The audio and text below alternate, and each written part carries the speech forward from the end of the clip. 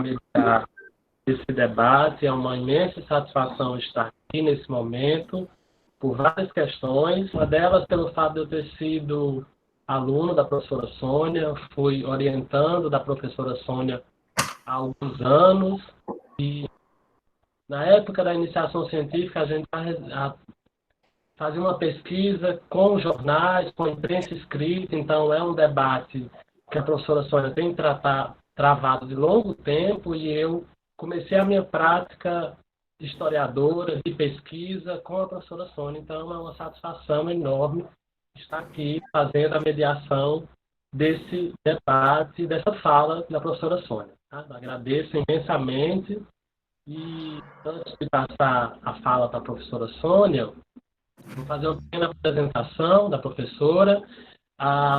Antes dessa apresentação geral, Sônia, só me foi passado como é que vai funcionar mais ou menos. Eu vou fazer uma apresentação e vou lançar algumas poucas questões para que você estimule esse debate, e a partir daí, dessas colocações, também os participantes poderão fazer intervenções na sua fala, tá bom?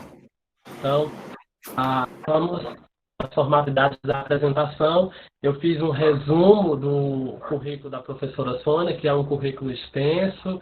Quem conhece a professora Sônia sabe que ela é incansável no trabalho, na pesquisa, e aí foi esse esforço que eu fiz também de fazer uma condensação das atividades da professora, tá bom?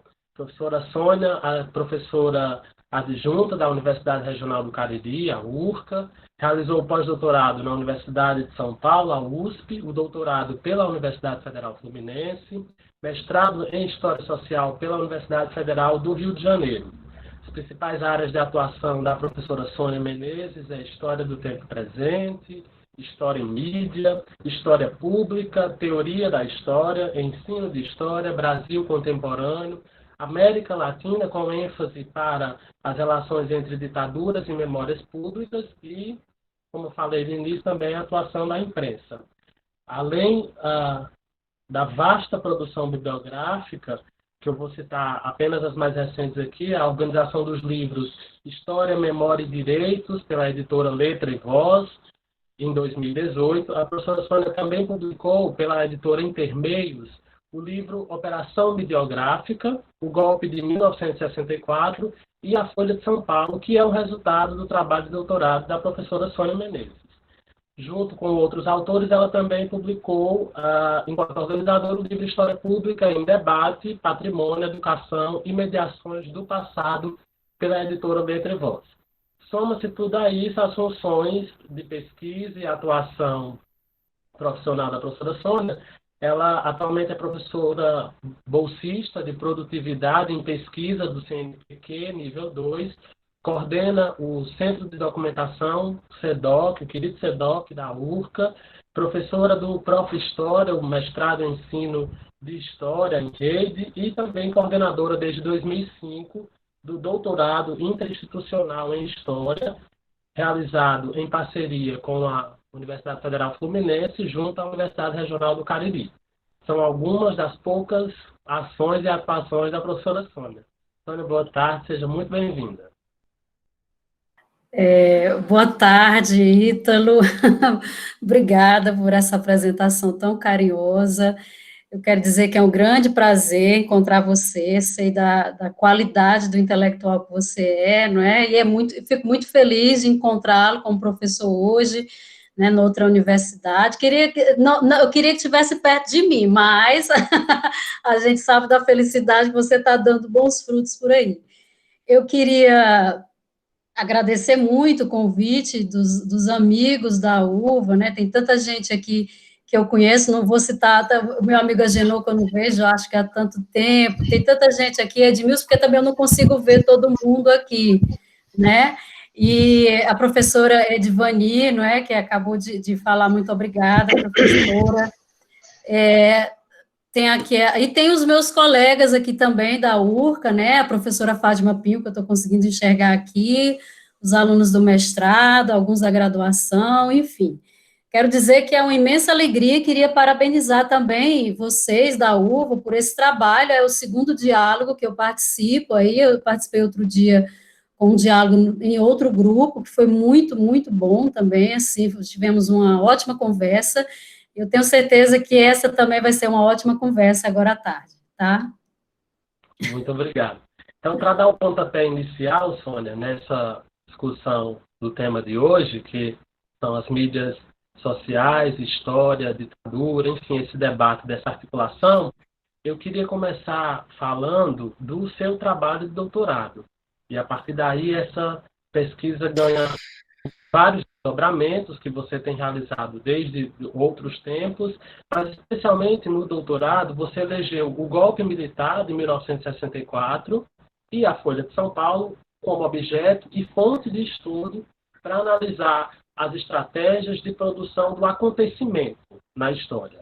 Como a narrativa jornalística produz esse acontecimento. E nesse trabalho você cunhou a expressão conceitual operação midiográfica. Parece ser o ponto central dos seus argumentos, ou dos argumentos desse trabalho especificamente. Então, para iniciar, nós gostaríamos de ouvi-la falar um pouco mais sobre esse trabalho e como, a partir dele, você analisa as relações, as narrativas acerca dos passados e das memórias que são construídas nessa interface entre ciência e jornalismo. Então, vamos lá, né? Obrigada pela pergunta, né? Falar sobre tem um tempinho que eu não falo sobre o meu trabalho de doutorado, mas ele é a origem de tudo e está conectado com tudo. Esse trabalho é muito interessante, já que a gente vai falar de ensino, vou contar rapidamente como é que surge esse trabalho. Ele surgiu a partir da minha experiência como professora na sala de aula de introdução aos estudos históricos. Qual é a questão fundamental para nós historiadores? Talvez um dos pilares que mais nos preocupam quando a gente começa a pensar a história. É o que é um acontecimento histórico, né? O que faz de um acontecimento qualquer ser nomeado, ser tipificado, ser considerado histórico? Essa é uma pergunta básica que a gente lança para todas as turmas quando estão começando, né? O que é esse acontecimento? E ali, pelos anos de 2002, 2003, que é quando eu entro na universidade, não é? E é muito interessante que eu gostaria de mencionar uma coisa. Não esqueçam que ali, 2002, 2003, nós ainda estávamos sobre o impacto da queda do World Trade Center, que inaugura um novo estatuto de acontecimento histórico, né? A queda do World Trade Center impactou a todos nós, porque ela mexeu com tudo que nós compreendíamos sobre acontecimento, né, pela extensão, pela magnitude, pela acelerada produção de significado sobre aquilo que aconteceu. E nessas conversas com os alunos, sempre repetidamente vinha a questão, bom, professora, acontecimento é aquilo que aconteceu, que está na televisão, é aquilo que aconteceu, que acontece nos meios de comunicação, é aquilo que está noticiado. Então, eu percebi que ali havia vamos dizer, uma dada representação sobre, ou um dado consenso, vou entrar entre aspas, colocar entre aspas, sobre o que seria o acontecimento histórico para essa sociedade desse nosso presente. E aí, lembrando um pouco de Sertor, quando ele nos diz que é preciso, para saber o que a história é preciso saber como ela funciona dentro de uma sociedade. E aí me veio esse primeiro indício desse funcionamento. O acontecimento era aquilo que estava na mídia. A partir daí, eu me propus, então, a pensar essa poderosa construção desses acontecimentos, e aí eu gostaria de chamar a atenção, não só o acontecimento produzido no registro histórico, ou no registro da fonte histórica, mas muito mais do que isso, uma própria inscrição temporal. Né? Como esses veículos de comunicação, eles mais do que apenas narrar e produzir isso naquele momento da sua eclosão, eles ajudavam no processo de inscrição desse acontecimento no tempo. Bom, mas eu precisava de algo palpável para tornar isso uma pesquisa possível. Então, eu resolvi trabalhar um dos temas, um dos acontecimentos mais emblemáticos da história recente do país, que é a ditadura militar, a partir de um grande grupo de mídia que agencia por muitos anos as construções de sentido sobre esse acontecimento, que é o Grupo Folha de São Paulo. Então, eu trabalhei com a Folha de São Paulo entre o ano de 1964 até 2009, que é quando eu encerro eu estiquei um pouco 2009, porque aconteceu um episódio muito interessante, que vocês devem lembrar, se não tomaram conhecimento, que foi uma explosão de matérias na Folha de São Paulo sobre o conceito de Itabranda, quando sai um editorial da Folha falando, né, um dos editores da Folha fazendo uma crítica ferrenha a Hugo Chávez, e lá pelas tantas ele se refere à ditadura militar brasileira como Ditabranda. Esse conceito, ele é muito bem cunhado dentro da Folha de São Paulo. O Marco Antônio Villa já tinha trabalhado e outros colunistas já tinham mencionado a ditadura brasileira como essa Ditabranda, porque teria matado pouca gente, não é? Mais ou menos seria esse o argumento, comparado às nossas irmãs aqui, aos nossos países irmãos da América Latina. Então, o meu desafio, não é porque operação midiográfica. O conceito, ele tem uma clara, vamos dizer assim, associação a uma ideia de operação, que é de Michel de Certeau, naquele texto clássico, quando ele resolve pensar a produção da escrita da história a partir dessa oficina do historiador, que ele vai chamar de uma operação historiográfica. Só que aí eu me deparei com a seguinte questão: Certeau se dedicou a pensar isso dentro da academia e a partir do lugar da história. E eu me coloquei uma outra questão: em que medida outros lugares produzem história, não apenas em termos de construção e de inscrição de acontecimentos na cena pública, mas aí vem a segunda dimensão do trabalho, mas também de conhecimento. Então, meu argumento principal dentro dessa minha tese, desse trabalho, é que os meios de comunicação tanto atuam na produção de acontecimentos, na sua produção de significados, no momento da sua insurgência na cena pública, mas não apenas isso. Eles trabalham num longo processo de monumentalização desses acontecimentos no tempo, em vários círculos narrativos. Inicialmente, eu consegui identificar e tipifiquei 5 tipos de acontecimentos construídos a partir dos meios de comunicação. Primeiro, um acontecimento como possibilidade. Isso é muito comum de nós assistirmos, por exemplo, no nosso dia a dia, ou seja, é o acontecimento que acontece antes de acontecer. Um pouco complicado, mas é aquilo que a mídia coloca em evidência mesmo antes de sua ocorrência. Vou dar um exemplo pragmático nosso recente. O impeachment, golpe de Dilma Rousseff. Ele começou a entrar na cena pública muito antes de sua ocorrência efetivada naquilo que Paul Ricoeur chamou de acontecência, né? chamava de acontecência. Então, mesmo antes de acontecer, o impeachment já existia como possibilidade nessa cena pública. Existe um segundo tipo de acontecimento, que é o acontecimento acaso, ou seja, é o imprevisível, é aquilo para o qual ninguém está preparado, aquilo que ninguém espera. A pandemia que nós estamos passando agora seria um exemplo desse grande acontecimento que, embora já fosse permeado de algumas possibilidades de previsão ou prognósticos, não se esperava, não se preparou como a gente pode estar vivendo esse momento. Existe um segundo tipo de acontecimento, um terceiro tipo de acontecimento, que é esse acontecimento síntese, né? É o acontecimento que ele entra na cena pública dos meios de comunicação e reúne uma série de outros acontecimentos para explicar, para dar uma explicação geral. Então, o golpe de 1964 seria aquele acontecimento síntese elaborado nos meios de comunicação. Por quê? Em 1964, a partir desse universo midiático, você já tinha essas duas outras formas de possibilidade de acontecimentos. Esse acontecimento, ele já era debatido como uma possibilidade que poderia ou não acontecer a qualquer momento. Então, ele já surge na cena pública. Eu analisei 2 acontecimentos que os meios de comunicação, na época, projetaram com muita força naquele momento, que foi o comício da Central do Brasil, narrado em tom catastrófico, porque a Folha de São Paulo foi uma das principais apoiadoras dos militares, e a Marcha da Família com Deus pela Liberdade, os dois acontecidos no mês de março, que a Folha narra no tom absolutamente positivo. Ali estava o povo, propriamente dito, e no dia 13, o povo não estava lá.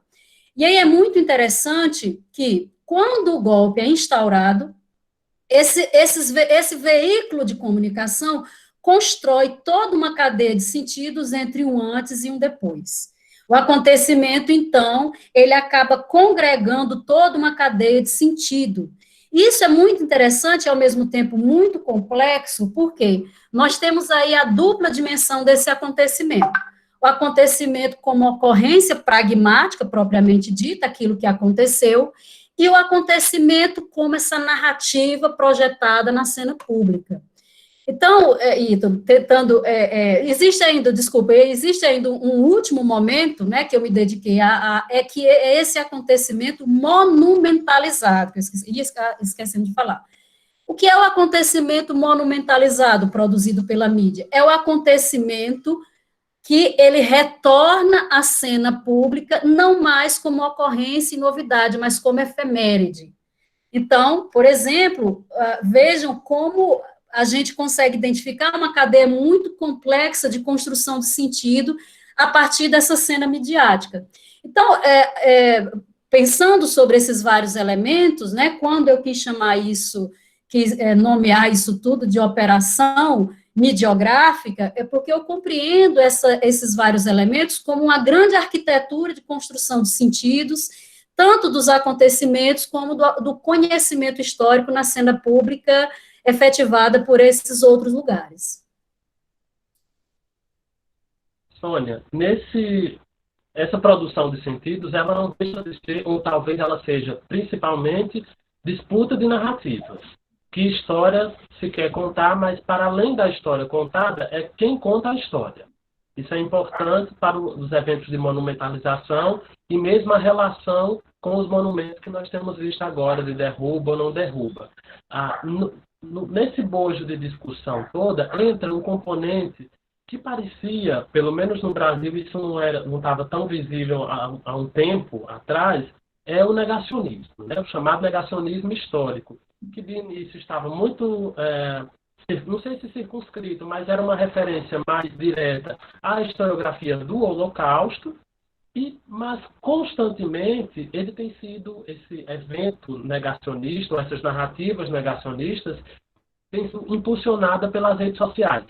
E aí nós temos as redes sociais dando vazão à declaração de políticos, militantes extremistas, diversos sujeitos e segmentos ideológicos da sociedade que colocam em xeque a validade do conhecimento histórico em particular, mas, no plano geral, é a própria negação do conhecimento, me parece, com essas narrativas. O que é que você acha? Na verdade, eu queria ouvir um pouco dois pontos relacionados a essa disputa de história, que é também produção de sentidos. Um primeiro ponto diz respeito à articulação entre revisionismo e negacionismo. Uma coisa está diretamente relacionada à outra. O revisionismo pode criar negacionismos ou o negacionismo só existe porque tem uma prática revisionista? Essa é uma questão. A outra é como tudo isso impacta no cotidiano escolar, na história escolar, na cultura histórica de modo geral, considerando que parte da população tem se instruído sobre história, ou se informado sobre história através do Brasil Paralelo. Ok, vamos... São vários, deixa eu tentar sistematizar. Eu vou pegar primeiro pelo mote dessas nossas disputas de memória, tá? O Brasil tem uma memória enferma, vamos dizer assim. Uma memória enferma tem um conceito muito interessante que eu gosto muito de Paul Ricoeur, quando ele trabalha duas dimensões da memória, né? Da memória e do esquecimento, quando ele vai falar de abuso de memória e abuso de esquecimento. Por que que o Brasil teria uma memória enferma sobre a ditadura militar? Efetivamente, vou pegar logo esse primeiro mote para depois pensar por que a gente está sofrendo essa febre do negacionismo, tá? Efetivamente, quando o período ditatorial se encerra, ali nos anos de 1985, no meados dos anos 80, nós não passamos e nós não enfrentamos os vários processos necessários para a cura dessa memória ou para a reflexão dessa memória. Paul Ricoeur vai chamar isso de trabalho de memória, ele se utiliza de um conceito a partir das questões colocadas por Freud, mas ele tenta pegar isso para pensar uma memória coletiva, para dizer o seguinte, vou fazer um resumo. Quando as sociedades não param para trabalhar o seu passado, esse passado volta como recalque, volta como recalcado, digamos assim. O que é a história da memória, o que é a memória da ditadura militar no Brasil, se não um grande recalque? Quando a gente termina os anos, quando a gente encerra, não, aliás, antes disso, em 1979, a gente tem o primeiro estágio desse recalque. Quando a gente tem a assinatura da lei de anistia, e quando se absolve, quando se cria a ideia dos crimes conexos, e quando se cria aquela ideia do consenso, e daquela, vamos dizer, aquilo que seria aquela reconciliação nacional, não deu-se a possibilidade para que tenham sido investigados, apurados, toda a série de crimes, torturas, desaparecimentos políticos que efetivamente ocorreram no Brasil. Então, ali se colocou uma pedra e se exercitou aquilo que também Paul Ricoeur chama na mesma obra de esquecimento comandado. Houve um projeto de esquecimento comandado da ditadura militar no Brasil. Quando nós saímos do regime ditatorial em meados dos anos 80, tivemos mais uma possibilidade de trazer o tema à tona, quando se discute todo o retorno a possibilidade das diretas, o retorno das eleições. Novamente, não discutimos tudo o que tinha acontecido ali nos anos do regime da ditadura militar, naqueles 21 anos que a gente estava encerrando naquele momento.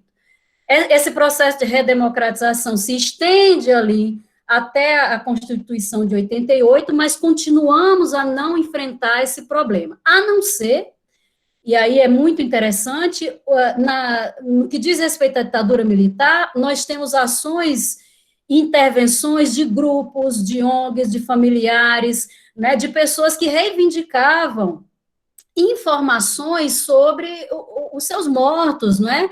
Os mortos não foram entregues, os mortos estão insepultos, as torturas não foram punidas, os torturadores continuavam nos mesmos cargos.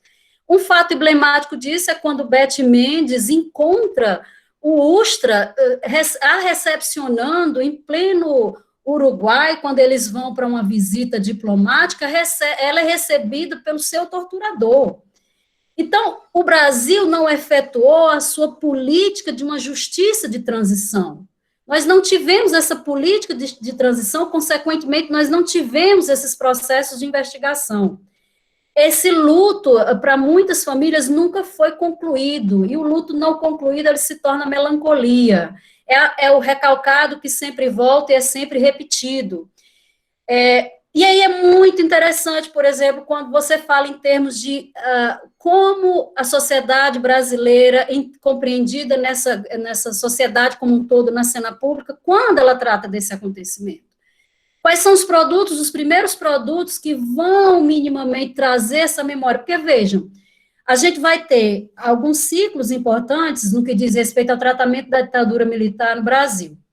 Então, 79, você tem uma espécie de esquecimento comandado, 1985 até 88, essa espécie de silêncio, à exceção dos grupos que estavam trabalhando, grupos Tortura Nunca Mais, a busca do cemitério de Perus, que é aquele grupo de Perus que ali estava trabalhando, as comissões de mortos e desaparecidos que começam a atuar no final dos anos 70, mas o que acontece?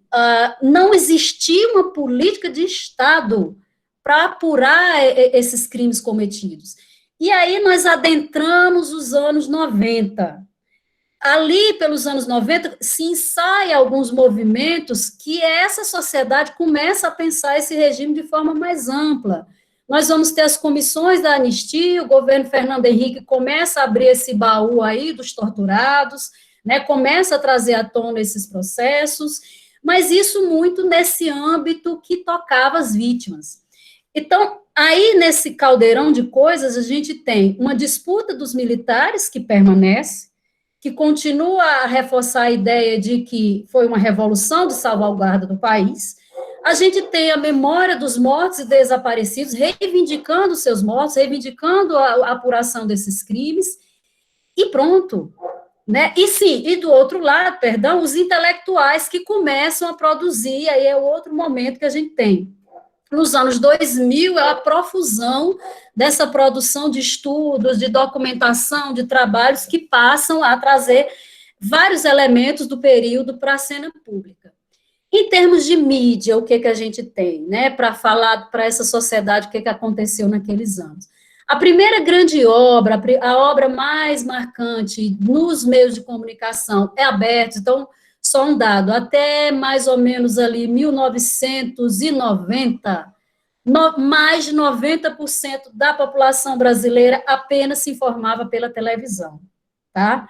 Era o veículo básico de informação da sociedade brasileira. Então, você tem a imprensa e esse seu circuito de leitores que trabalhavam temas, que traziam temas. Então, por exemplo, a Folha de São Paulo reverte-se depois de apoiador, ela reverte-se em canal de democracia, é muito interessante, não vou nem tocar nisso, mas é uma loucura como é que isso acontece, a Folha consegue limpar totalmente essa imagem de apoiadora do regime, se torna a grande baluarte da democracia, não é?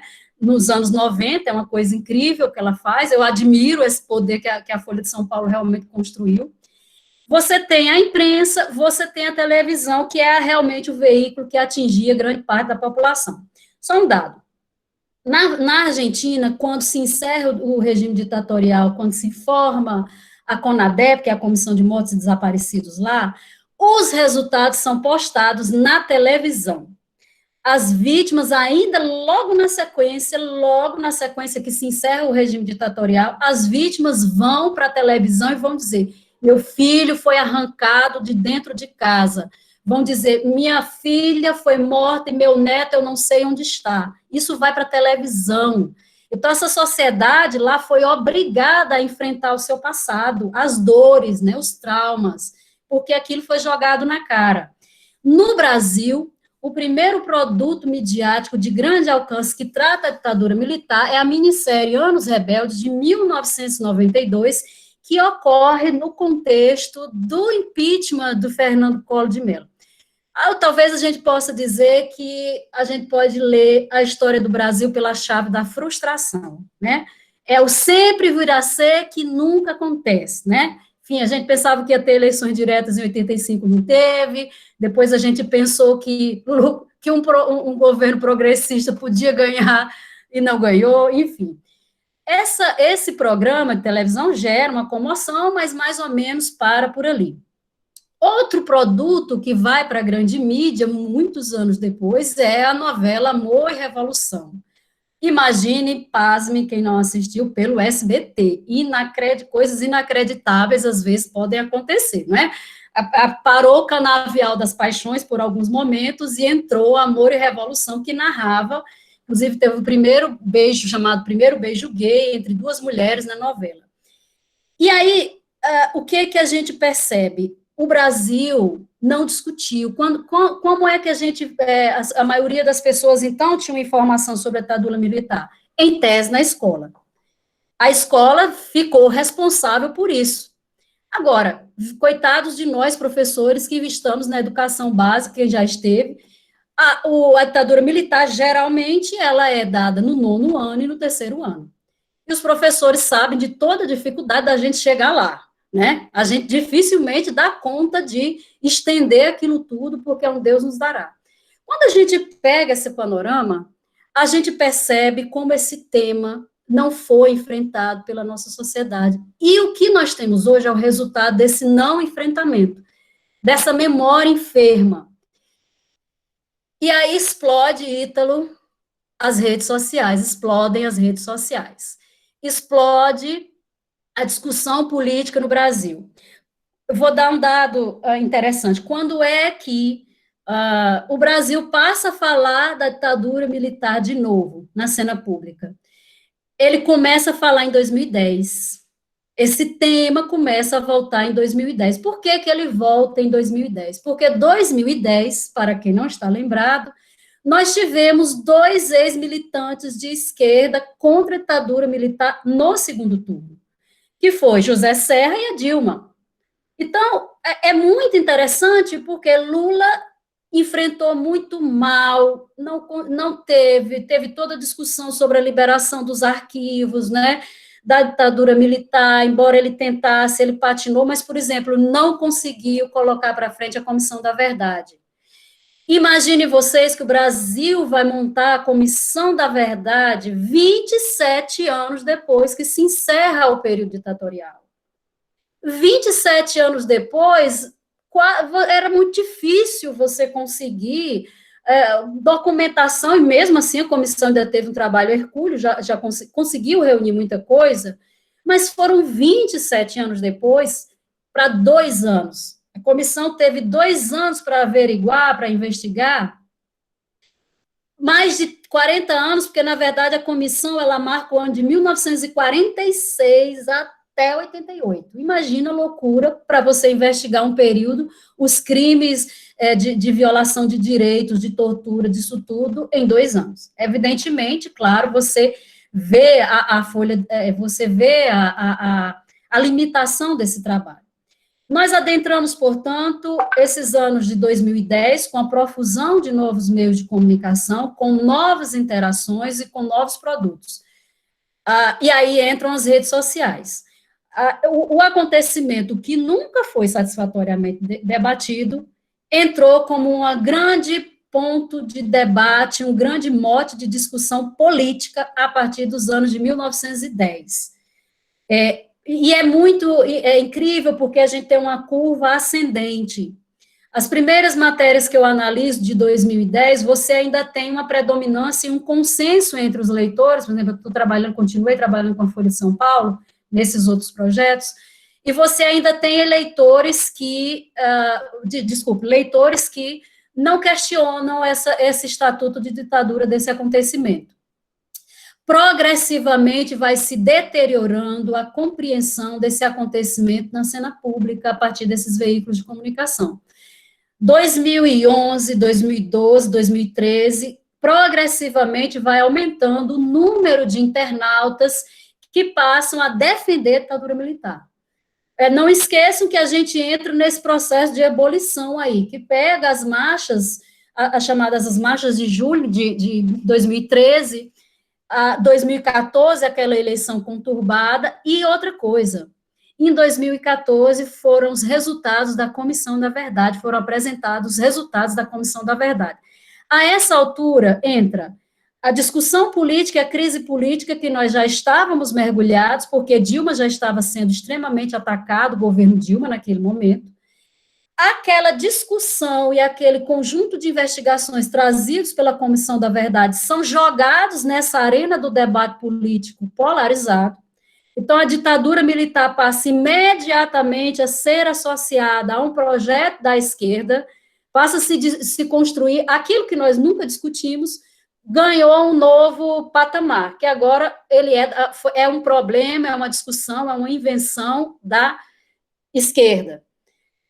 E aí uma série de produções passam a ser elaboradas a partir de 2016 até esse momento que a gente está vivendo. Eu vou dar e são produções que têm uma característica absolutamente negacionista. Porque o negacionista, ele não precisa dizer que uma coisa não aconteceu. Existem outras maneiras de você desqualificar a produção do conhecimento e o entendimento sobre esses acontecimentos, sem você precisar dizer que ele não aconteceu. Só que você efetiva um conjunto de outros argumentos que, deliberadamente, você enfraquece, você coloca em xeque todo um conjunto de reflexões em torno daquele acontecimento. E é isso que hoje tem acontecido no que diz respeito à ditadura militar. Efetivamente, a gente pode dizer que essa febre negacionista, nós estamos febris, nós estamos sofrendo de uma grande febre da negação. E essa febre, não tenho dúvida, está conectada com o papel das redes sociais e a profusão das fake news. Por quê? A partir desse momento aí, que a gente pode escrever, vou dar só um dado, o Brasil, em 2016, superou, ele se tornou um dos países que mais utiliza o WhatsApp no mundo. Nosso país começou até 2016, nós acessávamos as informações ainda por canais, alguns canais formais, diretamente de sites, de páginas de jornais, né, ou informações que nós íamos direto à fonte, digamos assim. Hoje, a partir principalmente de 2018, em 2018 foram criados mais de 1 milhão de grupos de WhatsApp para interferir na eleição presidencial. Desses 1 milhão, nós tivemos uma avalanche gigantesca de fake news, como todos nós pudemos observar, e isso tem construído entre nós uma cultura da negação, uma cultura da desconfiança generalizada. As pessoas agora equivalem teses de doutorado a um post do Facebook, a um post do Instagram.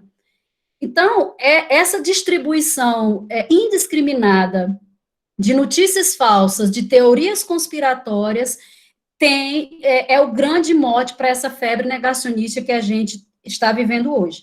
E só para finalizar, né, porque você fez muita pergunta, tá, Ítalo? Estou tentando sistematizar.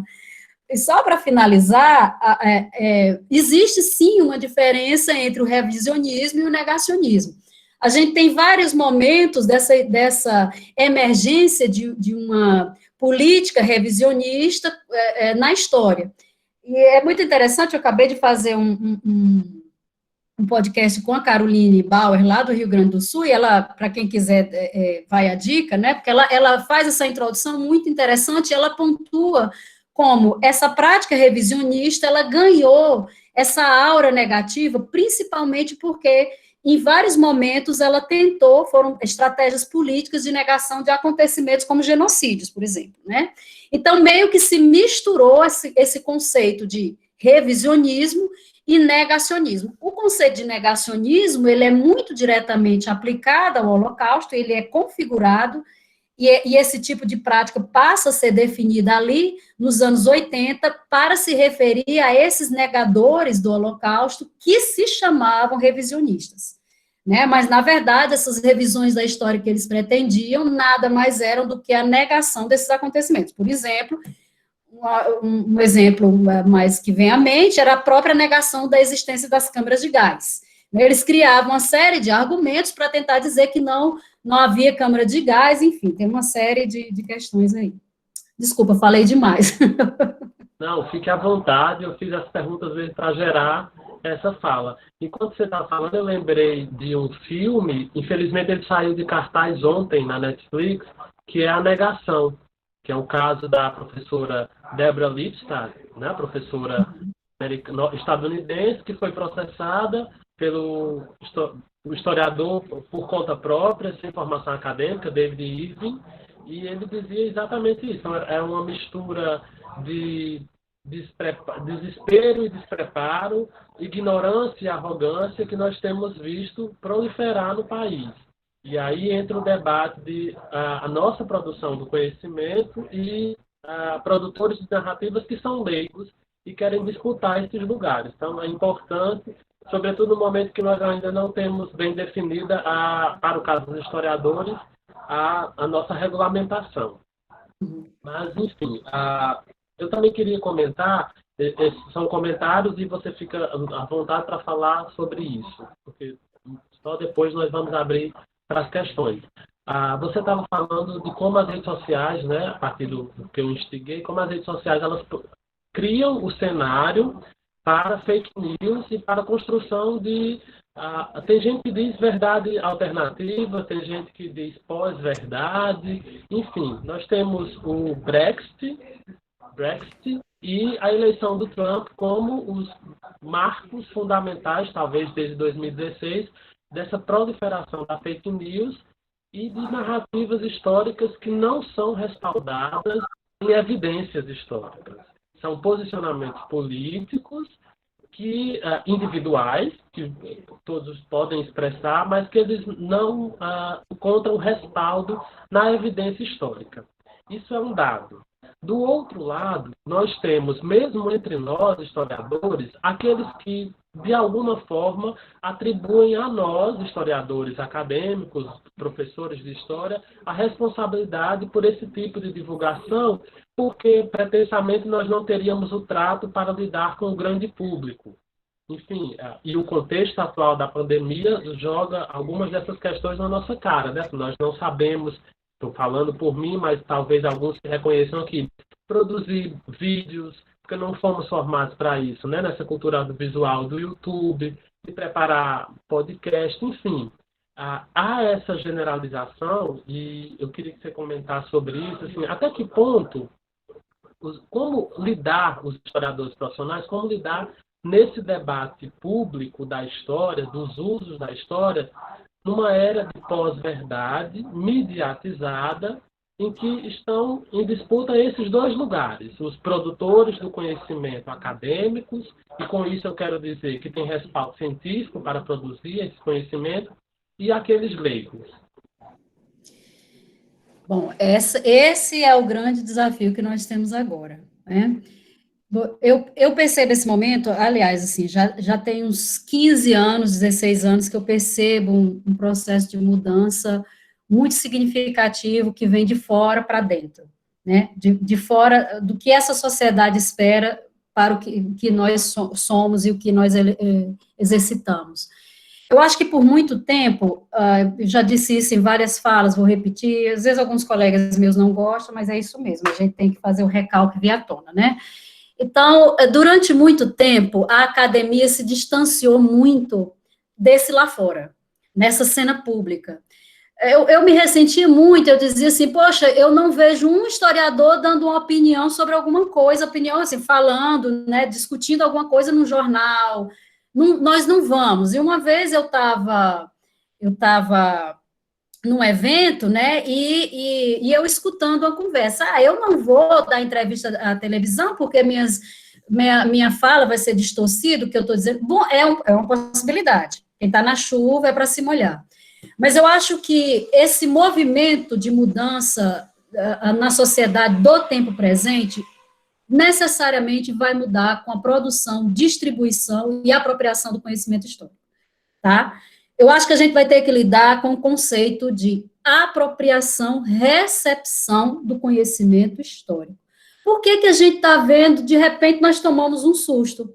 Porque está todo mundo escrevendo história, os meninos estão montando, tem vários youtubers, tem uma galera que nunca pisou, nem vai pisar no curso de história, mas tem assim, por exemplo, o Castanhari. Castanhari tem mais de 20 milhões de pessoas, de seguidores no canal do YouTube dele, e ele é um designer, ele tem uma formação outra, né, e ele trabalha com conteúdo histórico, né, ele, por exemplo, foi o apresentador da famigerada série do Guia Politicamente Incorreto de História do Brasil. Acontece que os processos de apropriação se transformaram. Eu acho que esse é o nosso grande desafio. Nós agora não podemos mais, é a minha opinião, claro, aí estou falando assim, da partir desse lugar de observação. Eu entendo que nós não podemos mais produzir um conhecimento sem minimamente pensar como é que esse conhecimento vai ser apropriado por alguém, né? Porque, assim, a gente defendia uma tese, defendia uma dissertação, e nós ficávamos felizes porque uma banca de 3 pessoas, 5 pessoas haviam nos aprovado. E aí, tudo bem, vamos para casa, e aquele trabalho está lá na estante, mas ele não serviu a ninguém se ele não saiu da estante. E aí, gente, existe uma fome de história na sociedade.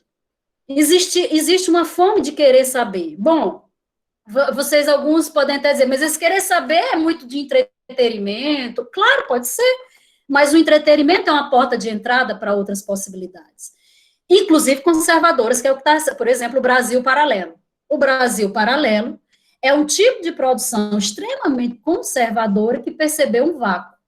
Ele percebeu que havia espaço para esse tipo de produção, que outros profissionais da nossa área não cuidaram ou não se estimularam a fazer.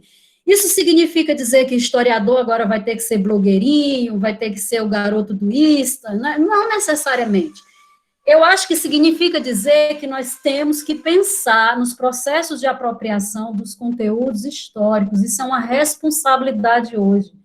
Não se vai combater conteúdo negacionista dizendo que aquilo ali não presta, simplesmente dizendo, menino, não seja louco, não leia isso, você não vai ser ouvido. Muito mais vale a gente começar a pensar, primeiro, entender como é que essa sociedade hoje pensa. Como é que ela pensa a história? O que é que ela quer saber da história? E eu acho que o segundo ponto é dialogar com essa sociedade. Então, eu acho que nós estamos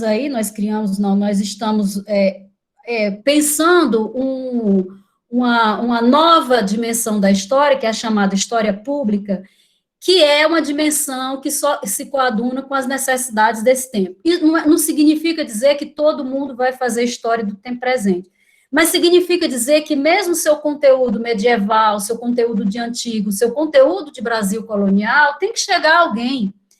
Eu vou dar um exemplo, o pessoal malha a Melo Del Priore porque ela é lida por muita gente, mas imagina, né, vão ler, se não ler a Melo Del Priore, vão ler o Narlock, né, que lançou os seus vários guias, né? É uma história que é uma sociedade que hoje precisa de guias para viver.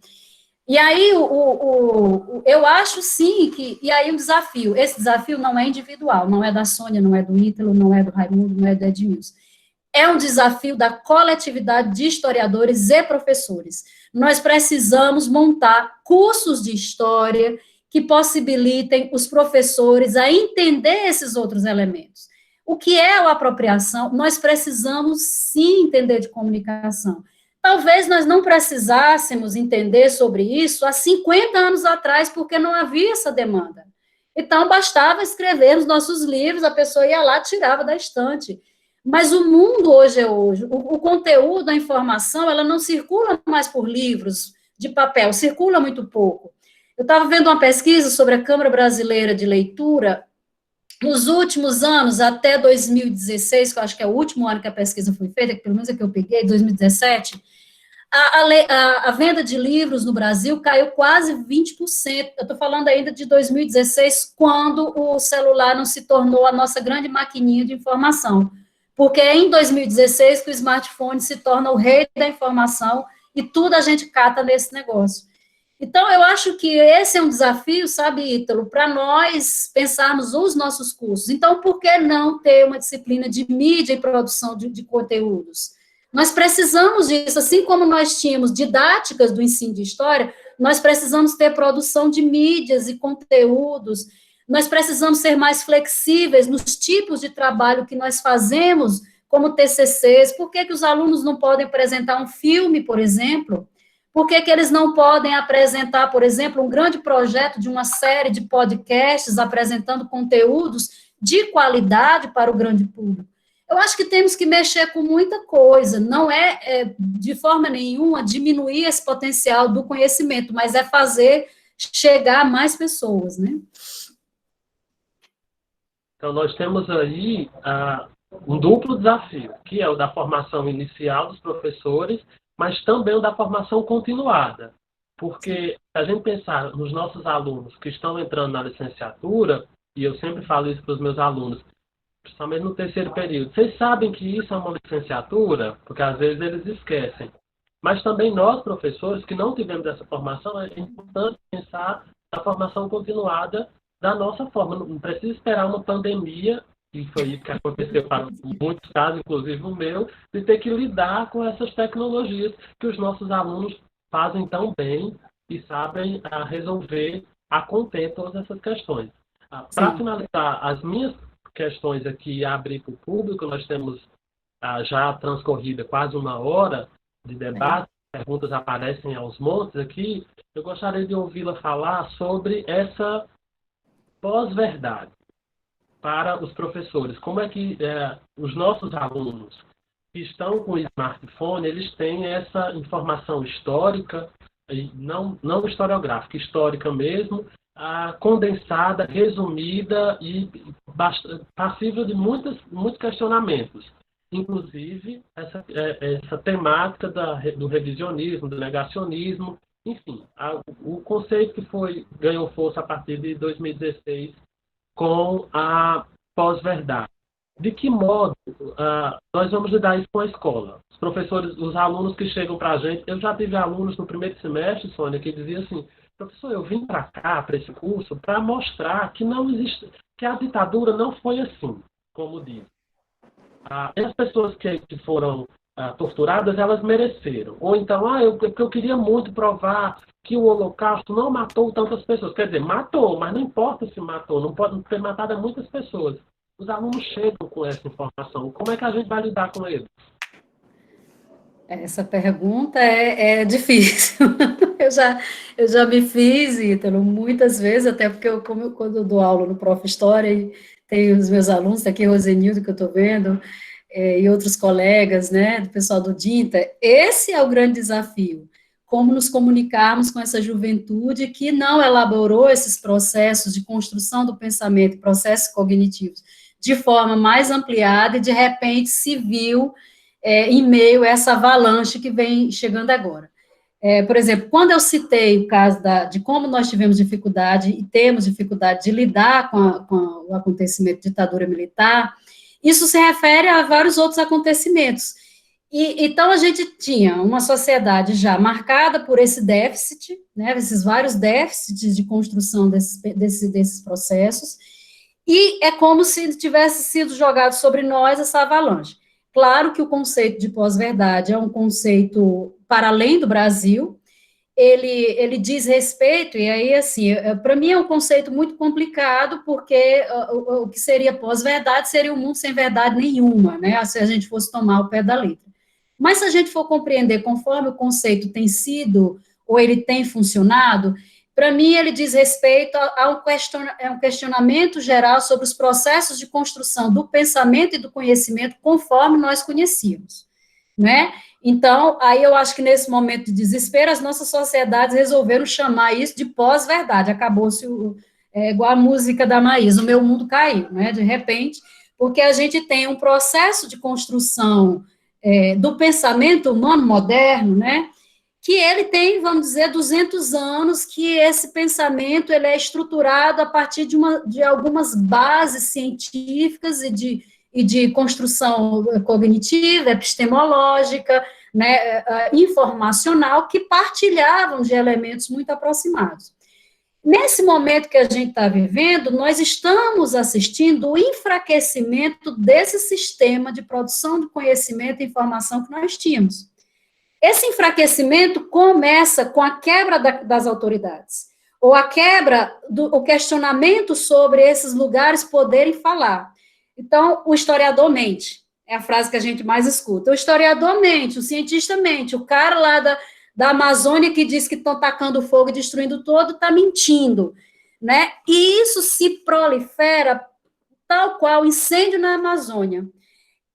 Esse tipo de compreensão e de informação, ela vai se disseminando como se fosse um vírus mesmo. E as pessoas a profusão como isso vem sendo distribuído, tem criado um problema muito sério, que vamos dizer assim, a dar resposta. O conhecimento científico, ele precisa de tempo para responder alguma coisa. Então, a gente está vendo aí como a corrida louca que os cientistas estão tendo para criar uma vacina contra o coronavírus. Porque nós precisamos de tempo, as respostas da ciência nunca são imediatas, mas essa sociedade trabalha no imediato. Ela está conectada 24 horas por dia, 7 dias por semana, não liga, a pessoa dorme com o celular debaixo do travesseiro e acorda à noite para ver mensagem. Então, esse processo de aceleração absurda que nós estamos submetidos, ele vem erodindo as bases de compreensão epistemológica e informacional de que nós tínhamos por quase 200 anos. Então, quando a gente fala de o que está sendo substituído para isso, aí o sujeito se vê no meio dessa avalanche de informação. Ele escolhe como a partir da sensação. Ele escolhe a partir da impressão, ele escolhe a partir daquilo que acalenta o coração, ou da resposta melhor que atende aos seus preceitos morais, aos seus preceitos políticos. Não, eu acredito na piroca, mamadeira de piroca, porque tem um negócio aí que estão querendo formar o gaysismo no mundo, deve ser verdade.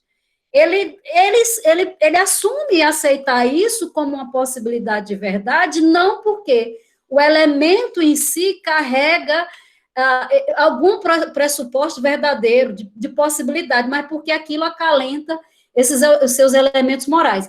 Então, isso é muito difícil, mas, assim, como historiador, eu sempre penso que a sociedade, a humanidade, ela vai em processos históricos, né?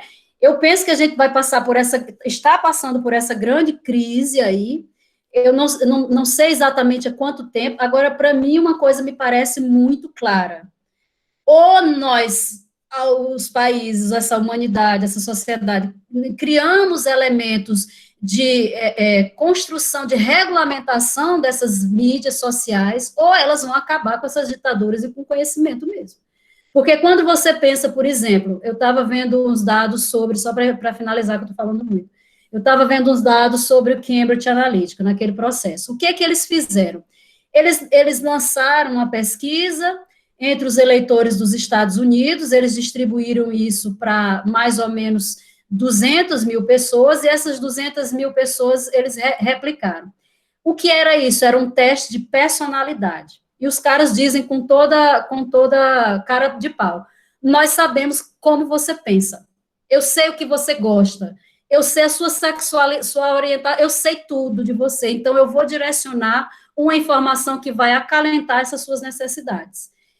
E lidar contra isso é muito difícil, porque as pessoas elas têm uma propensão muito maior em aceitar aquilo que traz certo conforto, principalmente quando você está numa situação de crise. Então, eu acho que esse é um processo difícil, mas eu acho que a gente precisa investir em educação histórica, em processos de reflexão, porque acho que cada pessoa que a gente consegue trazer ou minimamente conseguir fazer, a gente vai progressivamente balançando essa rede aí tão difícil, né? Não é o remédio para a doença, mas o que você está falando, a gente precisa sim conversar, a gente não vai formar frente amplas de base e de questionamento se não for no diálogo. A gente precisa conversar para produzir o pensamento complexo, porque só a observação rasteira ela não fundamenta. A gente precisa aprender a aprender e buscar entender que nós vamos encontrar respostas que são incômodas. Nesse caso, nós vamos ser... Aí é uma observação muito particular. Eu acho que a gente vai se tornar, ou talvez esteja se tornando, os piores inimigos dos coaches, porque eles têm a resposta para tudo. É impressionante. Agora, Gilvan, sou eu que vou fazer a leitura das perguntas, é isso? Nós temos várias perguntas aqui, e aí está todo mundo querendo ouvir mais, professora Sônia, sobre as perguntas. Então, eu vou só voltar aqui, porque... Ítalo, oi. você pode fazer bloco de 3. Tá bom, Você então. junta 3 perguntas, faz, ela responde, que aí acho que dá certo.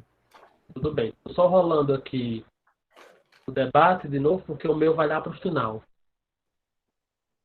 Me parece que começa com a pergunta do Diógenes Calado.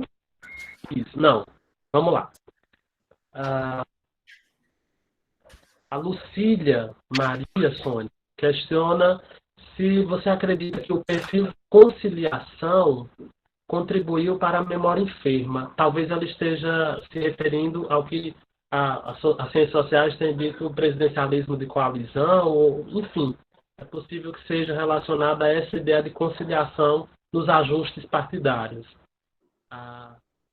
O Diógenes Calado gostaria que você falasse um pouco sobre a conceituação da ditadura, porque ele lembra que há um debate forte entre, no conceito, quem faz parte daquele momento. A ditadura militar, ditadura civil-militar. Então, ele gostaria que você refletisse um pouco e o que é que você desse as suas impressões sobre isso. Quais os grupos estavam, de fato, ali envolvidos. Gilberto, aí mais uma... Tem um comentário, não é uma pergunta especificamente. Rafael Freire Diz que não somente a Folha de São Paulo tornou-se defensora da democracia, mas todos os grandes canais de mídias do país que se colocaram contrários, ele diz que traíram Jango em 1964 e apoiaram a implantação da ditadura. Somente o jornal gaúcho, Última Hora, não apoiou o golpe. O Rodrigo Souza faz um comentário e a pergunta que encerra esse primeiro bloco. Nem sempre historiadores têm espaço nos jornais, mas as obras revisionistas produzidas no seio da academia servem de suporte para esse discurso nas colunas e editoriais. É claro, selecionando sempre narrativas que ratificam o revisionismo. A imprensa hegemônica pautou o debate público praticamente sozinha até pouco tempo. Às vezes, penso, diz ele, que essas disputas de memória são feitas numa bolha acadêmica. E a pergunta do Rodrigo, então, é: qual o papel dos historiadores no debate sobre o revisionismo? Ok.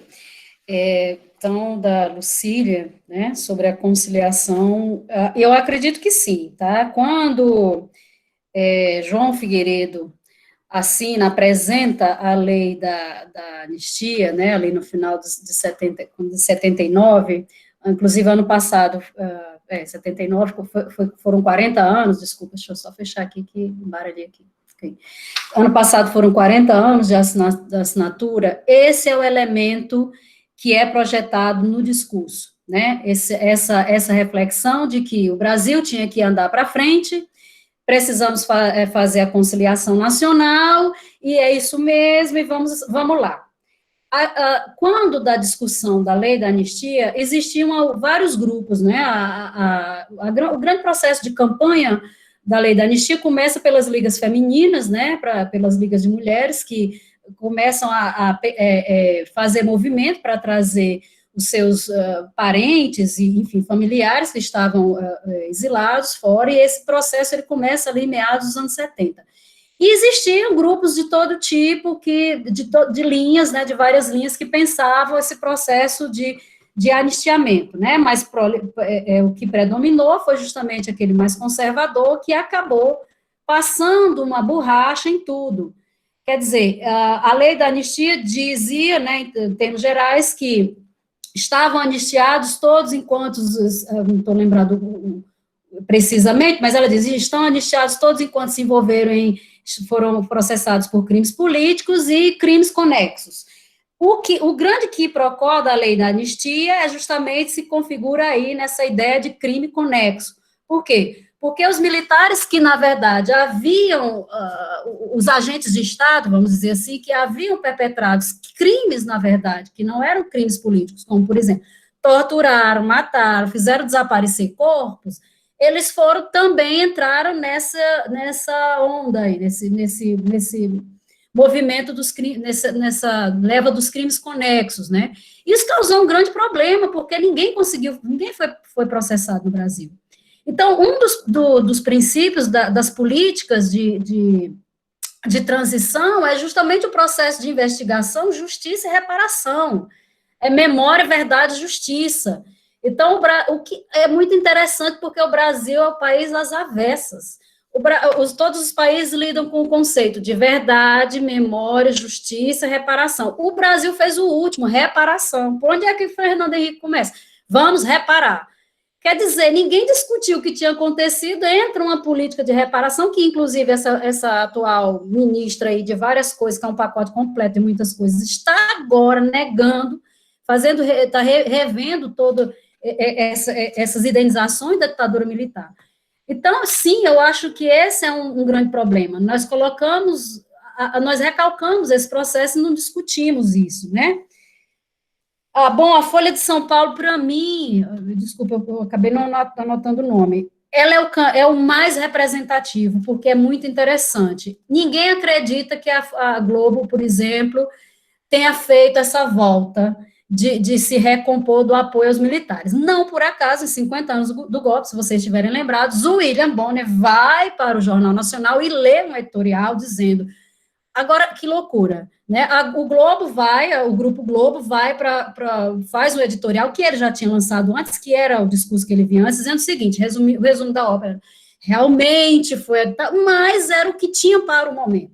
Nós fizemos apoiando, porque naquele contexto de vários problemas, ou era ditadura vermelha, ou era, enfim, acaba repetindo aquilo que tinha sido projetado pelos outros, né? Agora, o que a Folha de São Paulo faz? Ela substitui a memória. Ela faz um processo que é muito interessante, que é o processo de substituição da memória. Ninguém lembra. Quando você adentra os anos 90, ninguém lembrava que a Folha tinha apoiado os militares. Ninguém. Eu, inclusive, peguei várias matérias na época e tem algumas coisas que eu pego já de 2010 e alguém diz assim, mas a Folha apoiou o golpe, aí vem os defensores. Não, a Folha é o canal da democracia, ninguém lembrava, porque ela fez um negócio chamado substituição de memória. Eles não são, se você entrar nos arquivos da Folha, que inclusive são muito bons, para mim é o melhor jornal de arquivo que nós temos no Brasil, que eles guardam, está lá. Editoriais apoiando, eles não omitem, mas eles substituíram a importância daquelas memórias por outras. Então, eu acho assim que de todos os jornais que apoiaram, ele deu essa virada aí nesse processo. Sim, conceitualmente existe essa discussão sobre se ditadura militar ou se ditadura civil. Eu sou mais tendente a considerar uma ditadura militar que foi controlada por militares. Foi um governo, embora, por que se argumenta nesse projeto de ditadura civil-militar? Porque, efetivamente, você tinha vários civis, empresários, grupos de mídia, dando esse respaldo, e sim, eles são responsáveis por esses 21 anos. A Folha é responsável, o Globo é responsável, e a Folha e o Globo são responsáveis por esse caos que nós chegamos aqui. É preciso dizer que de 2014 até 2018, nós tivemos uma campanha incessante de destruição desse pensamento democrático no Brasil, e isso veio também da grande mídia. Mas, quando a gente vai pensar, você tem a caserna no controle do país. Né? Você tem, é claro que essa dimensão civil, ela é muito forte, né? Inclusive, membros da OAB, então, enfim, se a gente for pensar, toda a sociedade civil que prestou apoio, isso é indiscutível, né? Mas eu acho que são esses elementos, né? E, por fim, deixa eu ver... nem sempre os historiadores, eles vão ter esse espaço, né? Mas, às vezes, tem, né? Claro que eles não vão ter espaço porque, por exemplo, quem a Folha chamava para comentar quase sempre a ditadura militar?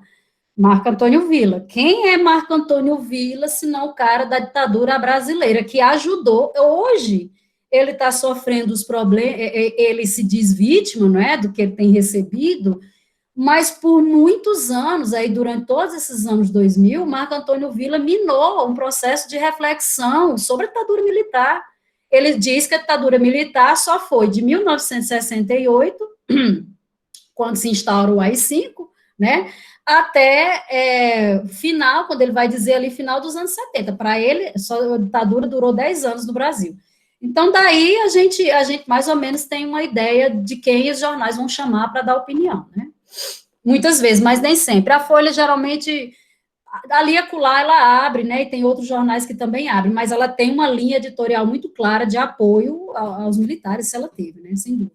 O Alan Fernandes comenta o seguinte: segundo Emmanuel Terray, o principal recurso do pensamento de direita é o medo. O homem de direita, basicamente, tem medo da perda, da dissolução ou do desaparecimento. A partir disso, podemos dizer que o negacionismo, da qual a direita se utiliza, faz parte da espécie de medo que a mesma tem de ter que seu discurso seja inviabilizado, ou seja, uma inviabilização do discurso da direita, que não foi golpe, tal, que foi revolução.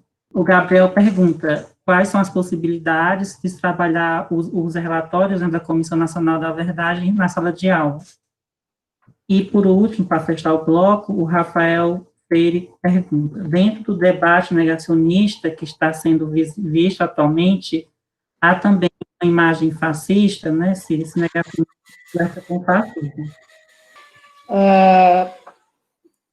Eu acredito que sim, né, esse negacionismo, os negacionismos, digamos assim, eles sempre vêm com essa marca, geralmente, né, em todas essas experiências que a gente tem assistido historicamente, eles vêm com essa marca da extrema-direita, desses grupos conservadores de extrema-direita, e muito associados a essas doutrinas radicais de direita.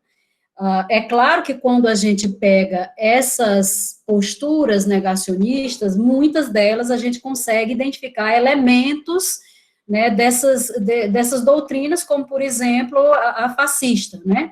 A gente tem, mas assim, não vamos pensar que é uma coisa tão óbvia.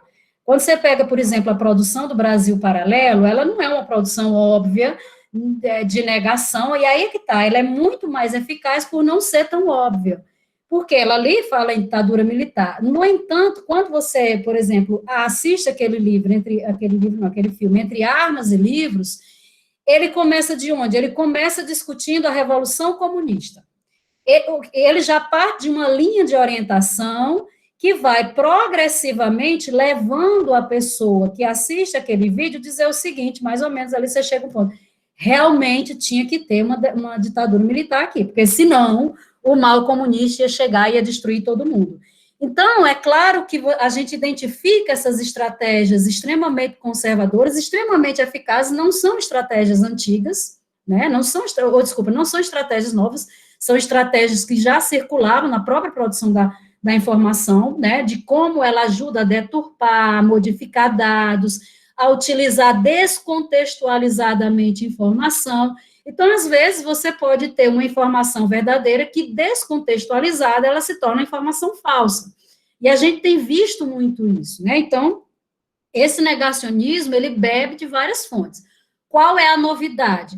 Os processos de circulação, produção e quantidade, né? Você tem hoje Então, por exemplo, quando a Débora Lipstad entra naquele processo com David Irving lá, no começo dos anos 90, ali, né, porque ele, na verdade, move um processo contra ela, os juízes tiveram nas mãos, o juiz, né, e os advogados, fontes muito fechadas.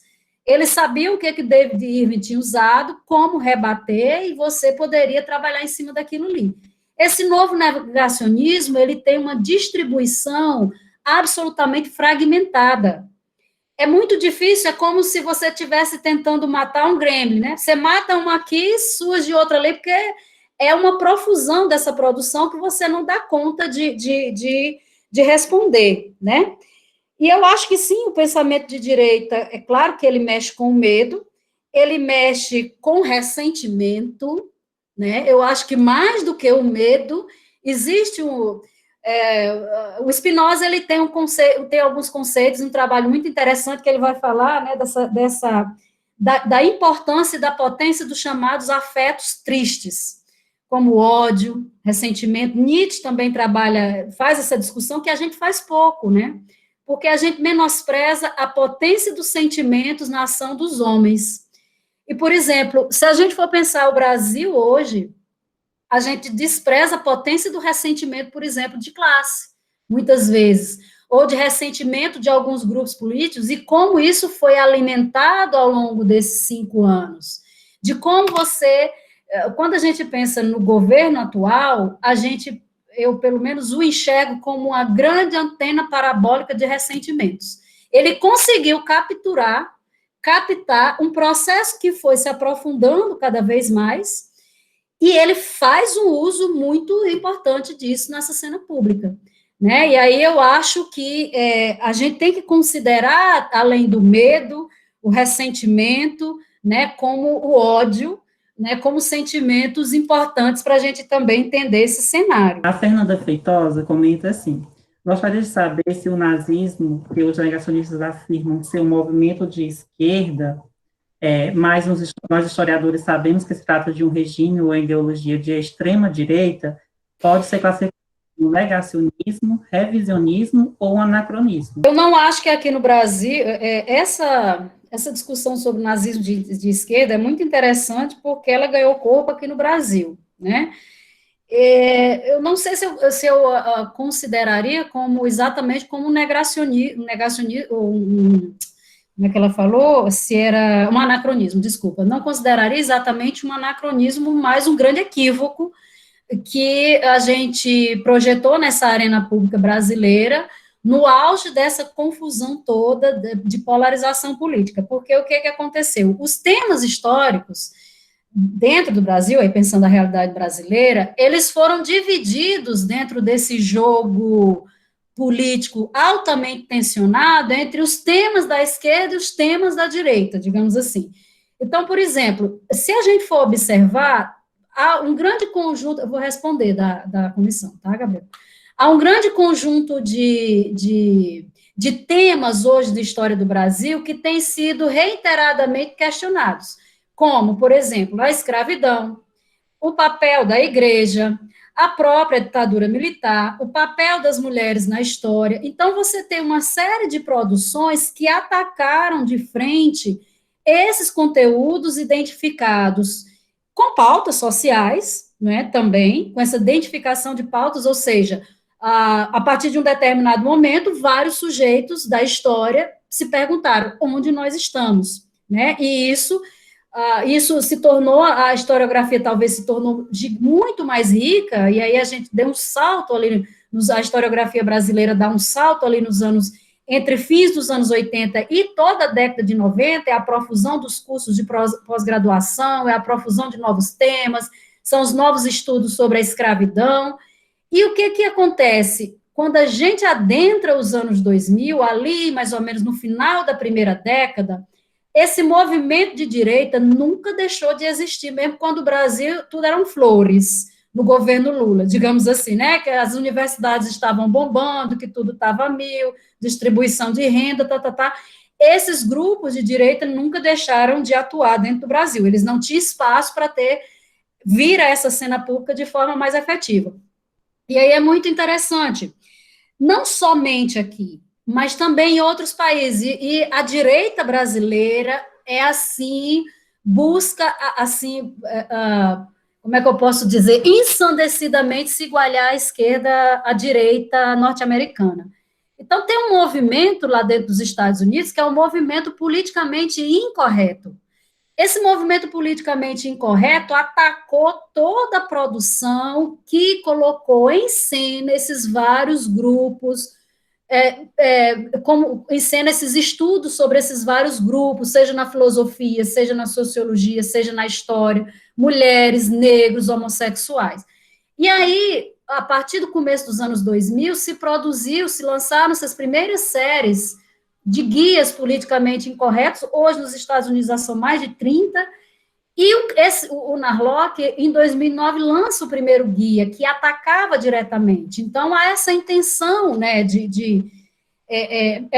má intenção, né, na verdade, há uma má intenção. Existe também, a gente não pode ser ingênuo, existe uma história que é mal intencionada, uma história produzida para enganar, para deturpar acontecimentos e para modificar elementos, tá?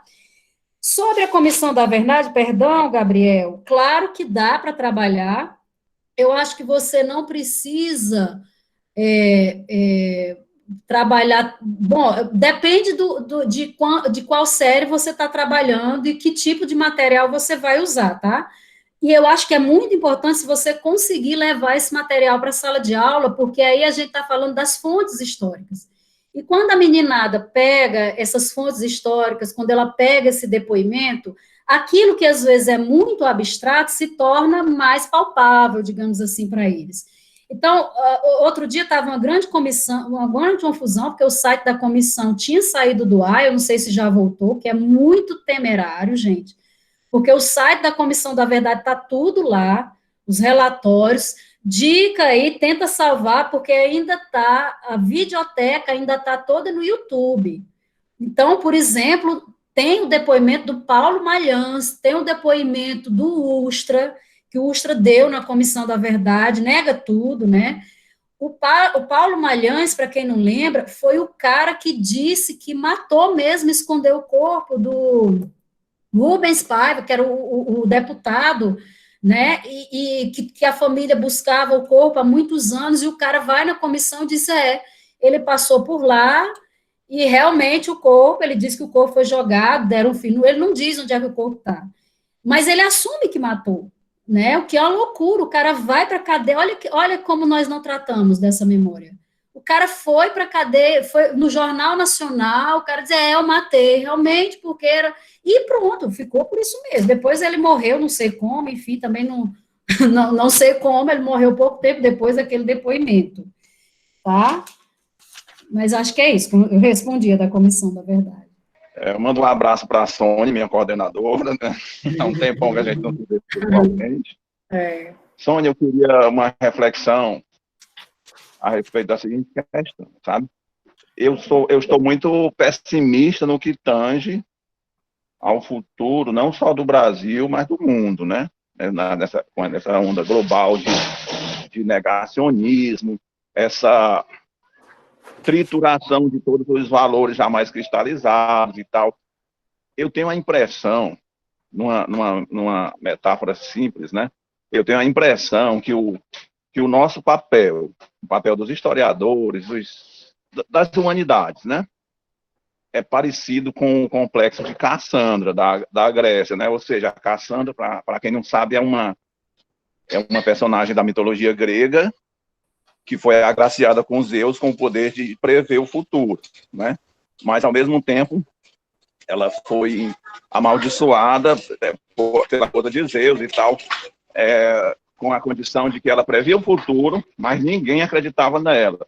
Assim, eu acho que há uma trituração, uma pulverização de forças a nível de mercado, a nível de nichos poderosos, né? Nicho de mídia, nichos, assim, essas oligarquias que estão, né, cristalizadas, e até a pulverização da informação via redes sociais, como você explicou muito bem, né? Eu acho que talvez o nosso papel, enquanto historiador, seja o de Cassandra, de assistir, não é, essas forças trituradoras do mercado, da globalização, essas forças que estão dominando a sociedade e desconstruindo todos os discursos, né? E ser acometido de uma impotência total, a incapacidade total de se fazer ouvir, sabe? Por exemplo, quando os meios de comunicação como Globo, Record, Bandeirantes, SBT discutem política, não é inocente o fato deles não chamarem lá um historiador, né? Chamam o Vila e tal, alguém assim, né? Como você muito bem falou antes. E a mesma coisa a gente vê nas redes sociais, né?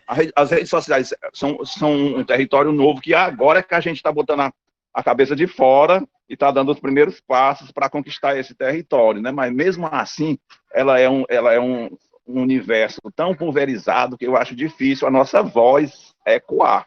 Então, eu acho que o nosso papel talvez seja o de sentar na beira do caminho e assistir a vaca ir para o brejo. Eu queria ver a sua interpretação, se a gente pode ser otimista, sabe? Ou sou só eu que estou mesmo assim pessimista demais, mas o que você enxerga para o horizonte diante dessas forças, né? Forças da economia, não é, do mercado? Eu acho que talvez a gente tenha vivido no final do século XX, dos anos 80 até agora, o mundo presente, uma espécie de era de ouro das repúblicas democráticas, né, da democracia ocidental, e talvez para frente a gente não tenha mais um ambiente político propício a existir isso, né, a existir as liberdades, as garantias e tudo mais. Talvez o que a gente acha que Bolsonaro ou as forças que estão por trás dele e tal, não seja uma coisa assim. O Bolsonaro, ele é o surfista de uma onda. Talvez haja algo maior do que o Bolsonaro que veio para ficar. O meu medo é esse. Eu quero ver o que você tem para dizer a esse respeito. Obrigado, viu? É só isso. Sônia, o Juscelino comenta: que possibilidades reflexivas podemos pensar sobre a construção do acontecimento histórico em torno da ditadura e sua relação com o ensino dessa temática? É necessário revisionar a bibliografia utilizada nos livros didáticos? E ele também quer saber qual a influência da obra do François Dossi no seu trabalho. Depois tem a pergunta do Heverson. Na verdade, é um pedido que o Heverson faz. Ele gostaria que você falasse sobre o surgimento do projeto Humanas, do qual você faz parte, e que também leva um debate sobre história pública no Brasil.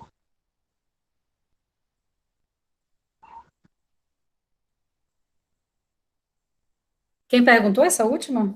Heverston. Heverston. Tá. Raimundo, meu amigo, quem de nós pode ser otimista nesse momento que a gente está vivendo, né?